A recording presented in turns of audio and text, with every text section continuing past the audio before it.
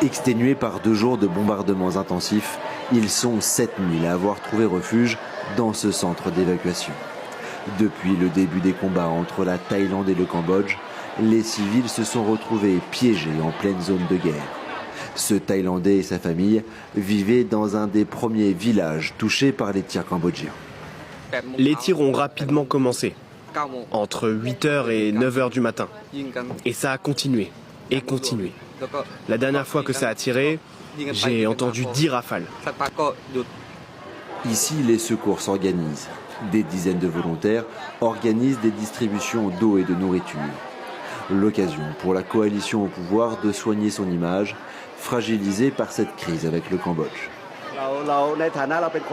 En tant que Thaïlandais, nous voyons que notre peuple souffre, alors nous leur apportons notre soutien. Il faut que l'on s'entraide. Les affrontements à la frontière entre la Thaïlande et le Cambodge se poursuivent pour le 3e jour consécutif. Et aujourd'hui, de nouveaux foyers de conflit sont apparus alors que les deux parties cherchent un soutien diplomatique prétendant avoir agi en légitime défense et appelant la partie adverse à un cessez-le-feu et au début des négociations. Au moins 30 personnes ont perdu la vie et plus de 130 000 ont été déplacés dans les affrontements les plus violents entre la Thaïlande et le Cambodge depuis 13 ans, rapporte Reuters. La marine thaïlandaise a annoncé qu'une confrontation avait eu lieu samedi matin dans la province côtière de Trat, ouvrant un nouveau foyer de conflit à plus de 100 km des autres points d'affrontement le long de la frontière que les deux pays se disputent depuis des décennies.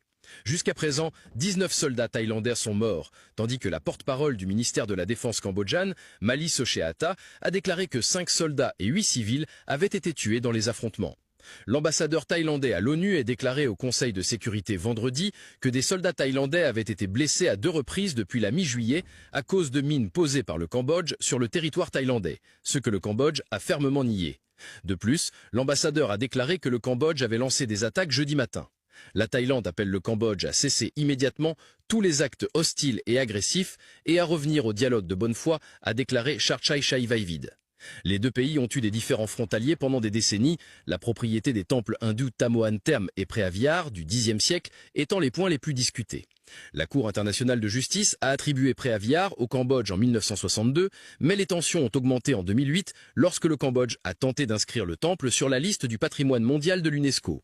Le Premier ministre par intérim de la Thaïlande, Phumtham Chayachai, a exprimé une préoccupation sérieuse concernant l'escalade des tensions à la frontière avec le Cambodge. Après le 2e jour consécutif d'incidents armés, il a averti que la situation pourrait devenir incontrôlable. Les tensions ont escaladé fin mai lorsqu'un soldat cambodgien a été tué dans une brève confrontation. Les deux parties ont ensuite déployé des troupes supplémentaires et la crise diplomatique a conduit le gouvernement de coalition thaïlandais à se dissoudre.